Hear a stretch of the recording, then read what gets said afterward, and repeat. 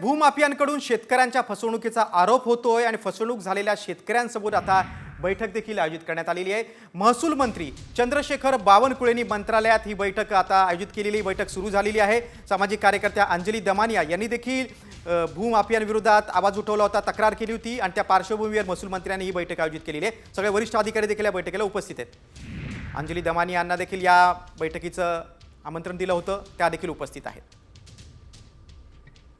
फसवणूक झालेल्या शेतकऱ्यांसोबत आता बैठक सुरू आहे। खुद्द महसूल मंत्री या बैठकीला उपस्थित आहेत। मंत्रालयात ही बैठक सुरू आहे।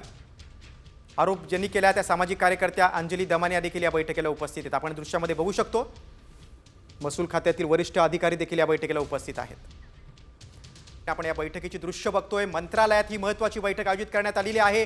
बीडमध्ये काही महिलांनी आपली जमीन हडपलेली आहे अशी तक्रार केली होती। भूमाफियांविरोधात सामाजिक कार्यकर्त्या अंजली दमानिया यांनी देखील आरोप केले होते, सत्ताधाऱ्यांवर देखील आरोप केले होते आणि या सगळ्या आरोपांच्या पार्श्वभूमीवर महसूल मंत्री चंद्रशेखर बावनकुळे यांनी ही बैठक मंत्रालयामध्ये बोलवलेली आहे। या बैठकीला महसूल खात्यातील वरिष्ठ अधिकारी देखील आहेत। काही शेतकरी देखील या बैठकीला आलेले आहेत, ज्यांनी आरोप केलेले आहेत फसवणुकीचा, ते देखील या बैठकीत उपस्थित आहेत। आपण थेट जाऊयात, आमचे प्रतिनिधी गिरीश कांबळे आपल्या सोबत आहेत। गिरीश, ही बैठक महत्त्वाची आहे, दमानिया देखील या बैठकीला उपस्थित आहेत, अधिक काय माहिती?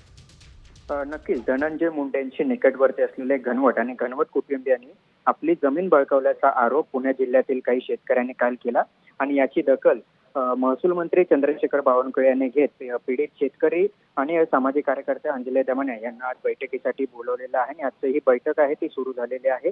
या बैठकीला चंद्रशेखर बावनकुळे, सामाजिक कार्यकर्ते अंजली दमानिया, पीडित शेतकरी याशिवाय महसूल विभागाचे वरिष्ठ अधिकारी देखील या बैठकीला उपस्थित आहेत। निश्चितच गिरीश, आणि आता घनवट किंवा इतर जे भूमाफिया आहेत बीड किंवा इतर जिल्ह्यामध्ये, त्यांच्या विरोधात आता शासन कडक कारवाई करणार का ते पाहणं खूप महत्त्वाचं आहे। तुम्ही सविस्तर माहिती दिली त्याबद्दल धन्यवाद।